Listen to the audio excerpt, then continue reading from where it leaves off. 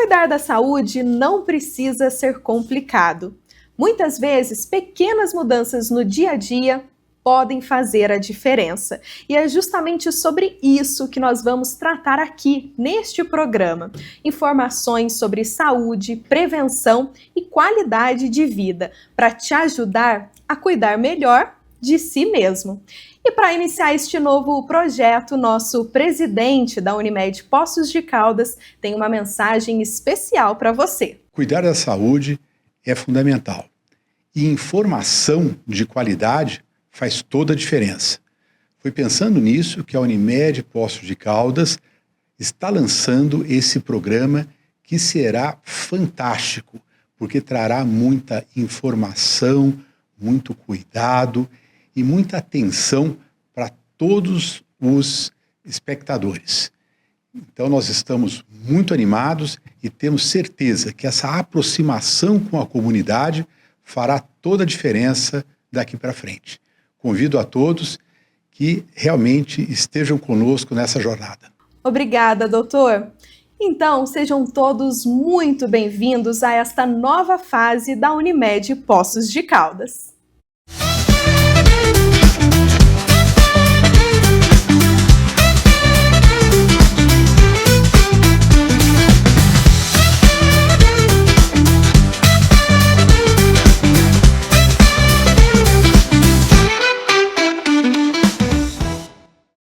Neste programa inaugural, a gente tem um assunto super especial: mudança de hábitos. Isto porque neste domingo, 12 de abril, é celebrado o Dia Nacional do Mude um Hábito, movimento nacional do Sistema Unimed que busca compartilhar pequenas mudanças que fazem a diferença no dia a dia.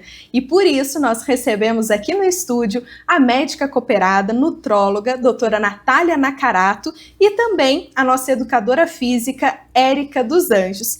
Meninas, sejam bem-vindas, obrigada por aceitarem estar aqui com a gente hoje. E aí, para a gente começar então esse bate-papo, por que é tão difícil mudar hábitos ou iniciar novos hábitos? Vamos começar, né, falando sobre atividade física. Eu acho que é os dois juntos, né, doutora? Alimentação e atividade física, né? Então as pessoas, elas acostumam tudo que é mais fácil, né? Então, assim, vai ficando naquela zona de conforto, né? Que é mais gostoso, então é mais gostoso se alimentar do mais prático e é mais gostoso ficar, né, no sofá, ficar descansando, né? As pessoas, elas têm essa autodefesa delas, né? É uma forma, né, que a gente relaciona muito, às vezes, com o que a pessoa viveu até então. Na verdade, a gente precisa construir esse novo caminho com ela, né? E essa construção, ela depende um pouco também da gente conseguir entender quais são as principais barreiras para a gente conseguir avançar por elas e montar uma estratégia adequada, né? Então, a gente tem esse costume mesmo de manter os hábitos anteriores que nós tivemos, que nós vivenciamos até então, fomos criados, né? Aprendemos com a nossa família muitas vezes. E aí, para fazer toda essa mudança, a gente precisa de um start.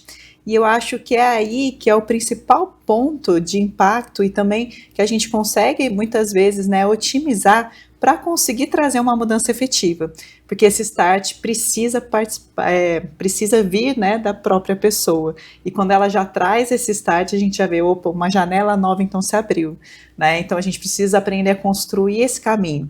Não é um caminho fácil, porque como todos nós seres humanos, a gente tende a voltar a hábitos antigos, muitas vezes a gente nem percebe que a gente está voltando aos caminhos anteriores, exatamente, né? Mas a gente consegue também progredir quando a gente vai adaptando. Uma das coisas que eu acho muito interessante, né, quando a gente começa num processo de mudança de hábito, é a gente entender, por exemplo, eu tô indo na academia e aí hoje eu não quis ir. Da onde partiu essa resistência? Porque normalmente a gente não tem esse período de reflexão, né? Então eu tive esse ponto de resistência. O que está relacionado a esse ponto? O que será que eu consigo passar por isso, para eu conseguir alcançar o meu objetivo e continuar a desenvolver esse hábito. Porque um hábito, ele não nasce da noite para o dia. Hoje em dia, nós somos muito imediatistas, né, e querendo logo um retorno das ações que a gente vem fazendo. Mas, na verdade, não, né? A gente precisa parar, refletir e construir esse caminho, que é um caminho que demanda persistência e demanda mudanças diárias. E, às vezes, uma pequena mudança que você faz já impacta em uma continuidade de uma atividade física, uma adaptação alimentar melhor. Doutora, a gente vê muito nas redes sociais até essa questão: para criar um hábito é necessário insistir por pelo menos 21 dias. Verdade ou mito essa estratégia aí dos 21 dias? A gente tem uma variação em literatura, né? Você acha aí de 21 a 60 dias. É verdade. Por quê? Porque a gente tem esse sistema já instalado, né, no nosso cérebro. Então, a gente já tem como funciona o nosso dia a dia. Se a gente não consegue começar a atuar isso diariamente, enfrentar essa barreira que a gente tem diariamente, eu não vou conseguir instituir novos caminhos para mim. Então, tanto para a parte alimentação quanto atividade física, acho que ela vai conseguir até falar melhor do que eu, né? Mas a gente precisa fazer isso diariamente, né? E o mais difícil é isso, é que você precisa fazer diariamente. Então, se você fez 4 dias na semana e os outros 3 você não fez nada, você volta ao hábito anterior, né? E isso é muito difícil. É realmente como se fosse uma reorganização do nosso pensamento, né? Para a gente conseguir dar continuidade. E aí é isso que eu falei sobre a gente identificar quais são os nossos pontos de resistência, né? Porque às vezes o meu ponto de resistência, ele não condiz com o que eu estou querendo alcançar. E se eu consigo identificar isso e trazer para o meu consciente, então eu vou conseguir de uma forma adequada atuar sobre ele. Érica, sobre novos hábitos, novos exercícios, novas atividades, uma pessoa que está aí já há um tempo parada, quer começar, independente da idade, precisa já começar numa atividade intensa para meio que correr atrás do prejuízo, ou a gente começa devagar, às vezes uma caminhada é o suficiente ou não, é necessário aí um treino de força? Como que é essa sua orientação para quem está buscando retomar ou iniciar uma atividade física? Na verdade, as pessoas que estão paradas, tem muita gente que ainda chega nos seus 40 anos e nunca fez uma atividade física, né? E aí ela quer começar. Né, às vezes vai ao médico, os exames já dá todos alterados, ela, poxa, agora eu preciso correr atrás, não tem mais para onde fugir, né? Nós profissionais, né, o que a gente sempre orienta, né, vale muito mais, né, a constância do que a intensidade. Então não adianta a pessoa querer fazer tudo que não fez lá atrás, querer fazer de uma vez para ter o resultado rápido. Isso não resolve, né? Isso vai causar até às vezes um trauma na pessoa, né? Porque ela vai ter que mudar realmente os hábitos dela, a rotina dela, vai ter que se adequar a tudo para que ela consiga manter, né, essa atividade. Então, o que nós orientamos, né? Comece pelo menos 2 vezes na semana, com atividades mais, né, leves, sempre com orientação de um profissional, né? Nunca vai pegar... querer fazer sozinho, querer sair correndo feito um doido para a rua, vou começar a correr, já sair correndo, né, sempre com orientação. Por quê? Primeiro, por essa questão mesmo de lesão. Segundo, porque a gente sabe que nos primeiros dias de atividade, quando a pessoa é sedentária, então ela começa a fazer uma atividade física, ela sente as dores musculares, que é normal mesmo do corpo, né? Então, às vezes, a pessoa acaba se traumatizando com isso. Então, começa com os exercícios mais 2 vezes na semana, vai, né, colocando isso para o seu corpo, vai fazendo ele entender que agora você está mudando os estímulos dele, né? E a gente sempre orienta. Mas tudo vai depender também da idade da pessoa, se a pessoa está com sobrepeso, né? Desculpa, gente. Se ela está com sobrepeso. Então, assim... se ela tem um problema de saúde já, uma pressão alta, uma diabetes, então isso vai depender, por isso que a gente sempre orienta um profissional, né, da saúde ali, um profissional da área da educação física ali para estar passando as atividades. Uma das desculpas mais comuns que a gente vê, às vezes, na internet, ou até mesmo com membros da família, amigos, tenho certeza que vocês já devem ter ouvido algo parecido, para iniciar uma nova atividade, não tem disposição, certeza que a vitamina está baixa, tem alguma coisa ali desregulada. Pode ser, né, doutora, essa questão da falta de vitamina, mas eu queria que você falasse sobre isso, dessa questão de fazer mesmo, né, os exames, verificar, ou nem sempre pode ser uma baixa de vitamina, é o que a gente estava conversando aqui sobre o comodismo mesmo, né, não que necessariamente tenha alguma alteração hormonal ou vitamínica. Hoje, assim, o que a gente vê é que às vezes a gente espera muito ter um ponto para começar, né? Eu acho que isso nunca deve ser um impedimento. Entendeu? Então, assim, que nem a Érica falou, comece com uma caminhada, né? E em conjunto passa no médico, vamos dar uma olhada nesses exames, né? Porque, assim, o exame também só alterado sem uma correlação clínica, ele fica muito frustro. A gente nunca trata só exame dentro da medicina, né? A gente precisa entender o que está acontecendo com esse paciente.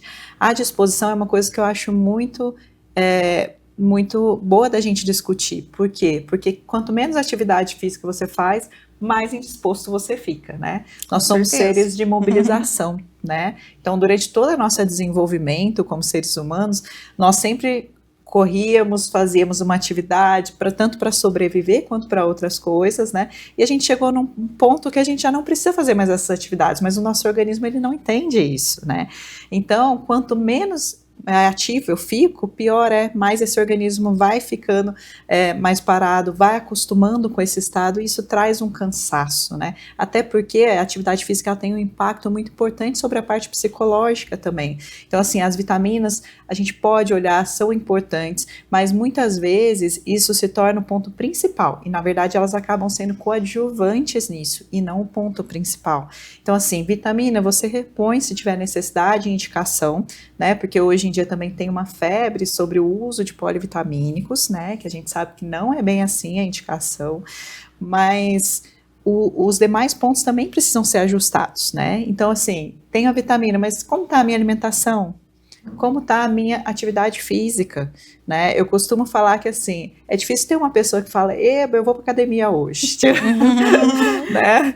A gente, mesmo quem já tem rotina de atividade física, vai porque precisa e porque já fez aquele compromisso, já tem aquele hábito instalado, né? Então, agora falar assim, uma pessoa com uma motivação muito intensa, às vezes a gente fica esperando uma motivação, né? Isso não pode ser o ponto central. Então, quanto mais parado a gente fica, pior tanto para o nosso organismo que acostuma com isso.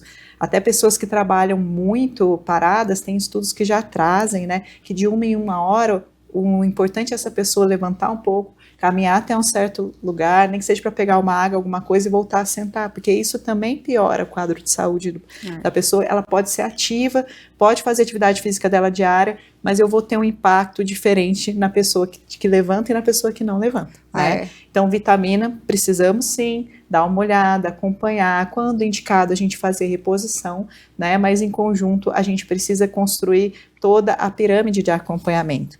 Então, eu costumo falar que se a gente não tem a base inicial, não adianta eu ir subindo os próximos degraus dessa pirâmide, né? Porque aí a gente acaba impactando de uma forma às vezes mais negativa, onde você está só dando medicação, dando vitamina, e você não tem um retorno ali de reestruturação desse organismo. Perfeito. Daqui a pouco, inclusive, eu gostaria que você mencionasse mais a respeito dos riscos de se medicar, de tomar vitaminas, suplementos por conta própria, sem o acompanhamento. Mas daqui a pouco, logo após o intervalo.